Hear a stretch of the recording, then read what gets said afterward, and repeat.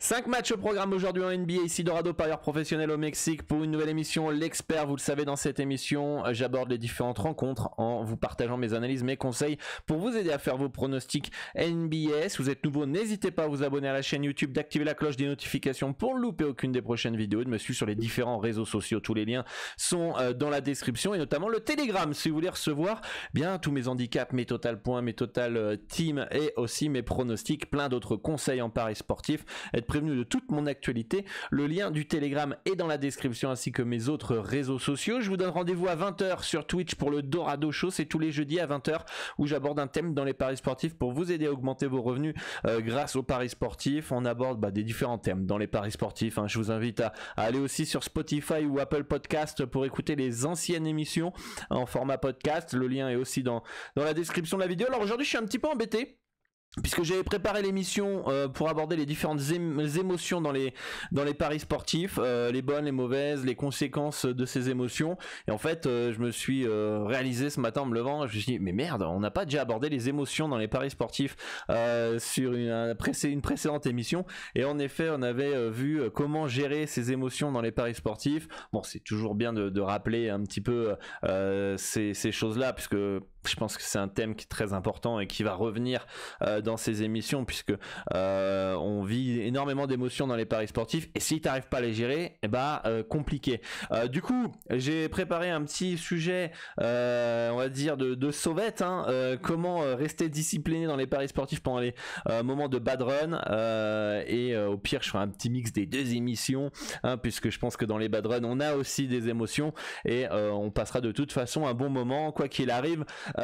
Pour tout à l'heure à 20h sur Twitch, le lien est dans la description de la vidéo. Je vous attends nombreux ce soir. Donc 5 matchs au programme. On va faire le petit récapitulatif de la veille, les amis, avec Brooklyn qui s'impose 123-108 face aux Pistons, les Knicks qui s'imposent 138-129 face aux Pacers, les Hawks qui battent les Wizards 134-116, les Celtics qui battent les Raptors 97-93, les Bucks sans Giannis et sans Middleton se sont imposés facilement à domicile face à des Bulls très décevants 105-92, les Pelicans qui s'impose après prolongation 138-131 face aux Grizzlies, Dallas qui se sauve en s'imposant 123-119 face à Sacramento, et enfin les Clippers qui s'imposent 125-118 face aux Lakers. J'aimais bien les Clippers, je vous l'avais dit hier dans l'émission.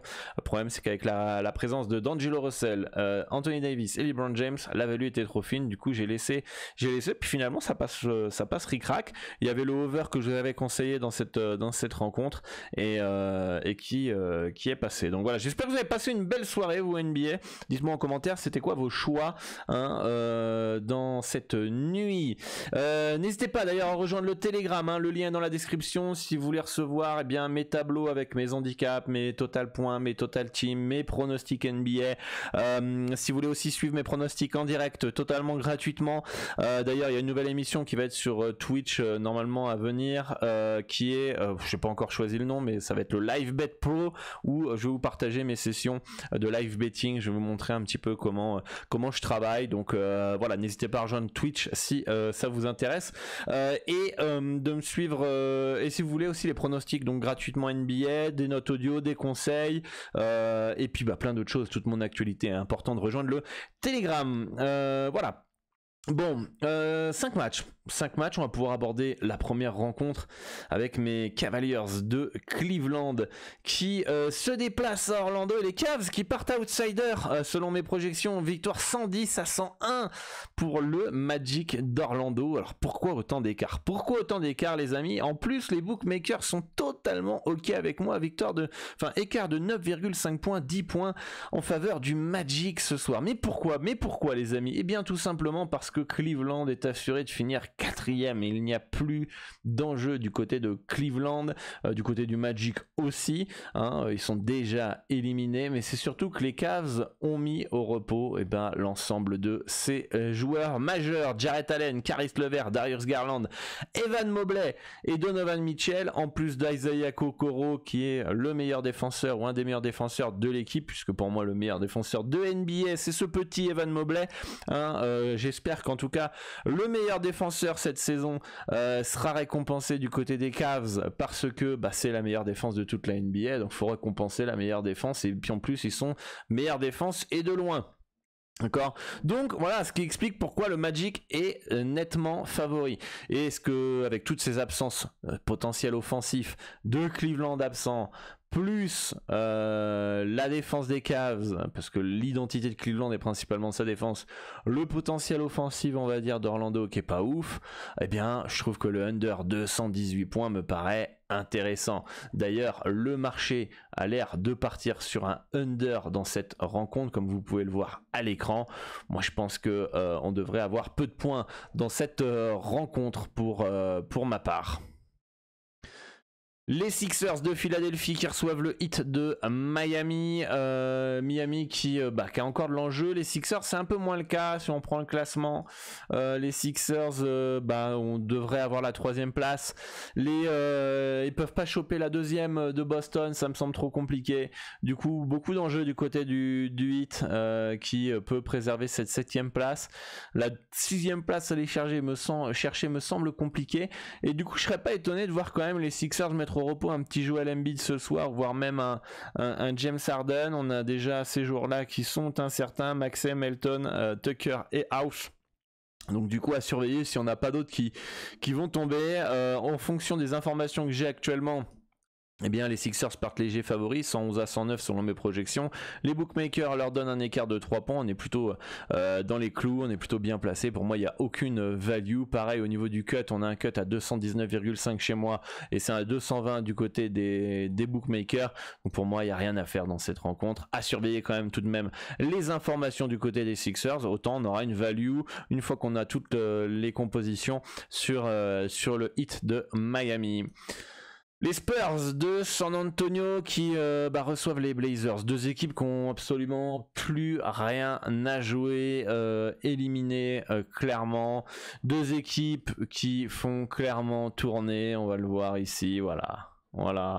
Donc bonne chance pour la prise de tête du côté de Portland. Là on a plein de joueurs incertains, forfaits, voilà. Bon, du côté des Spurs c'est pareil. Moi j'ai envie de vous dire un truc, un bon no-bet, et puis on se retrouve l'année prochaine, Portland et San Antonio. On va plus miser sur vous, on va limite plus analyser vos matchs tellement là sur ces 2-3 derniers matchs de la saison ça sert plus trop à grand chose. Les Spurs partent légers favoris car ils ont moins d'absence que Portland, ils sont en plus à domicile, ça me paraît tout à fait logique que les books les mettent légers favoris aussi. Voilà, mais pourquoi s'aventurer dans un match comme ça? Le Jazz d'Utah qui reçoit le Thunder d'OKC, un match très intéressant parce que on a deux équipes qui se battent pour le play-in. On va dire que c'est un match de la dernière chance pour le Jazz, match de la dernière chance pour le Jazz. Et pour moi, même si pour moi il y a value sur le Jazz, puisque avec les absences que je vous ai mis, on a un écart de 3 points en faveur du Thunder.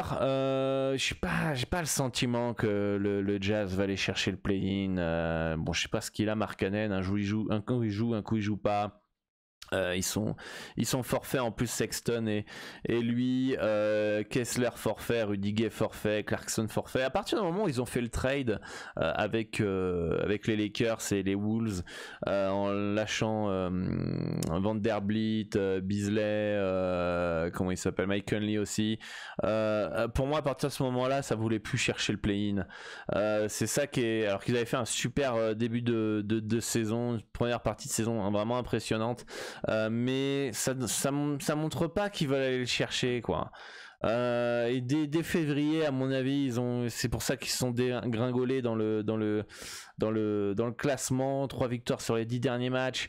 Donc ce soir, je serais pas étonné de voir le Thunder s'imposer. Après, entre s'imposer et gagner de 7 points, 7,5 points, c'est ça le handicap, ça me paraît un peu abusé, un moins 7 à Utah. Même avec les absences, j'ai du mal à les voir passer un H aussi haut assez facilement. J'irais quand même plus sur un H de plus 7 à 1,909, mais l'enjeu est tellement faible du côté du Jazz pour moi que ça m'embête un petit peu de partir dessus, du moins à voir ce que fait le marché. On va aller voir ça ensemble. Utah, on va aller cliquer ici, voilà. Le marché est quand même très très neutre, hein. Franchement ça bouge pas. Je pense que les gens ne voient pas forcément de value sur OKC et n'a pas trop envie de partir sur le Jazz sur tout ce que j'ai dit. Donc pour ma part, c'est soit vous partez sur le Jazz plus 7 parce que la value elle est plus du côté de Utah pour ma part, soit c'est un no-bet, mais 1,374 pour OKC à l'extérieur, non, parce que ok, ici c'est pas une équipe qui va. Pour moi, c'est aussi, je suis assez surpris de les voir encore 10e en fait. Et je serais pas étonné que Dallas au finish passe devant eux. Parce que ok, ici c'est une équipe hors construction, ils ont plein de tours de draft. Je vois pas en fait trop leur intérêt à aller prendre la 10e place. Autant finir 11e, voilà, bravo, on n'était pas loin du play-in et on prend les tours de draft pour construire. C'est pas du tout dans l'objectif de la franchise de base de faire le play-in. Donc je serais pas étonné qu'ils perdent ce soir pour finalement que Dallas puisse passer devant et finalement finissent 10e parce que eux, ils veulent se rapprocher d'un meilleur choix de draft. Le paradoxe d'Utah aussi que je viens de vous dire, que a priori ils ne veulent pas jouer le play-in, etc. Ils mettent Markkanen forfait, Sexton forfait, Clarkson forfait depuis des semaines.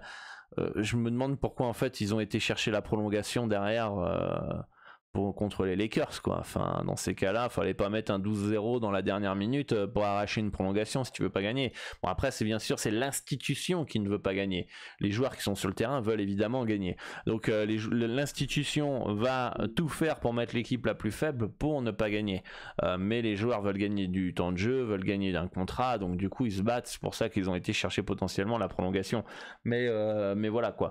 En tout cas, pour moi, les deux équipes n'ont pas vraiment d'intérêt à gagner et c'est pour ça que je préfère le plus 7 du Jazz, parce que si OKC démarre sur le fait qu'on veut pas gagner, on veut pas faire le play-in, et le Jazz veut dire bon on est à domicile pour les fans, on va essayer de pas se faire ridiculiser, alors dans ces cas là le plus 7 me paraît intéressant. Donc voilà pour ce match là. Et enfin le dernier match, c'est les Nuggets de Denver qui se déplace à Phoenix. Alors je crois que c'est deux équipes qui viennent de s'affronter avec une large victoire de Phoenix, de mémoire, vous me confirmerez dans les commentaires. Les Nuggets sont quasi sûrs de finir premier de l'Ouest, et puis il y a plein de joueurs incertains quoi ce soir. Voilà, les Nuggets, Jokic, Murray incertain, on a même eu normalement Caldwell Pope qui est aussi incertain, Porter Jr. qui est incertain, Aaron Gordon qui est incertain. Bon, voilà quoi, Denver va peut-être vraisemblablement pas jouer cette rencontre. Les Suns sont au complet, pas de joueurs au repos. On va regarder le classement des Suns d'ailleurs vite fait. Les Suns, il faut garder la 4e place quoi. Faut garder la 4e place pour avoir l'avantage du terrain face aux Clippers. Après la 3e place me semble un peu compliqué. Si ce soir Denver met tout le monde au repos, je serais pas étonné qu'on ait un petit KD au repos, un petit Chris Paul au repos, voilà. Peut-être pas toute l'équipe des Suns, mais quelques joueurs, donc je me méfie quand même.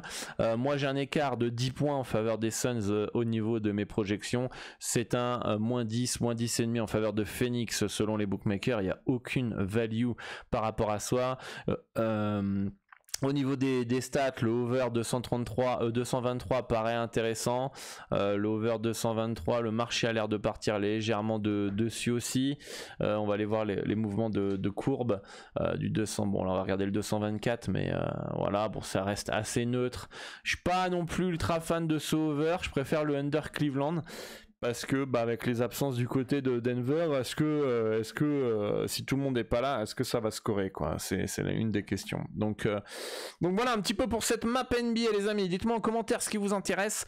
Moi je vous dis à tout à l'heure sur Twitch pour le Dorado Show. Bonne chance à tous pour vos différents pronostics. Rejoignez le Telegram pour recevoir mes pronostics NBA, WNBA totalement gratuitement. La WNBA qui va débuter en mai.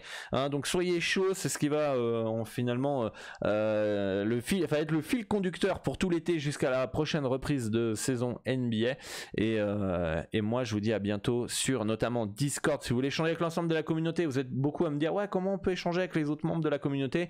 Discord, le lien dans la description de la vidéo.